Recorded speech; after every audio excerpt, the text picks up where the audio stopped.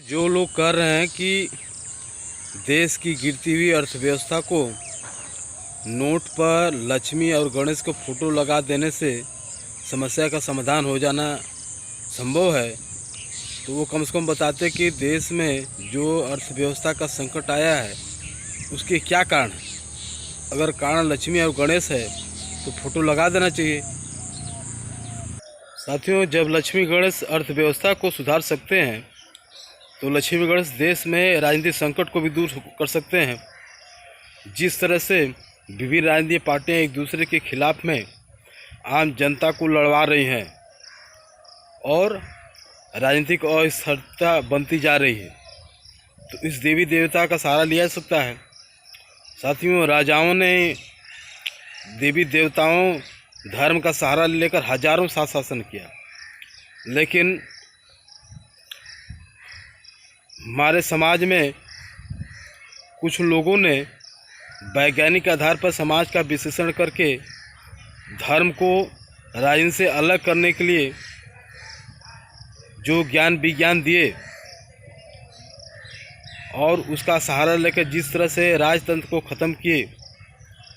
धर्म गुरुओं का राजनीति पर प्रभाव ख़त्म किए, आज उसी धर्म का सहारा लेकर के पूंजीवादी व्यवस्था में जो नेता हैं सत्ता में बने रहना चाहते हैं। साथियों, ये पूंजीवादी साम्राज्यवादी व्यवस्था की अर्थव्यवस्था है। इस अर्थव्यवस्था का संकट होना लाजमी है, क्योंकि इस समाज में जो वर्गीय बंटवारा है, इस वर्गीय बंटवारे में जो धनाढ़ वर्ग है मजदूर वर्ग को किस तरह से लूट खसुट करके धन संपत्ति का संकेंद्रण करते जा रहा है, स्वाभाविक है यह संकट लाएगा ही। तो जब केजरीवाल जैसे पढ़े लिखे लोग जब अर्थव्यवस्था को संकट से उबारने के लिए लक्ष्मी गणेश का सहारा ले रहे हैं, तो ये और कुछ नहीं है, ये पूंजीवादी साम्राज्यवादी व्यवस्था का राजनीतिक चरित्र है। साथियों, संविधान हमेशा धर्म का विकास करने के लिए, धर्म का बढ़ावा देने के लिए नहीं कहता, बल्कि विज्ञान को बढ़ावा देने के लिए कहता है। अगर साथियों राजनीतिक पार्टियां अगर विज्ञान का बढ़ावा देती तो आज इस देश में इस तरह से धर्म का जो बोलबाला बढ़ते जा रहा है यह नहीं होता, और किस तरह से आम जनता की समस्या भी दूर होती जाती। लेकिन इस समाज में, इस राजनीति में विज्ञान का इस्तेमाल नहीं किया जा रहा है। तो साथियों,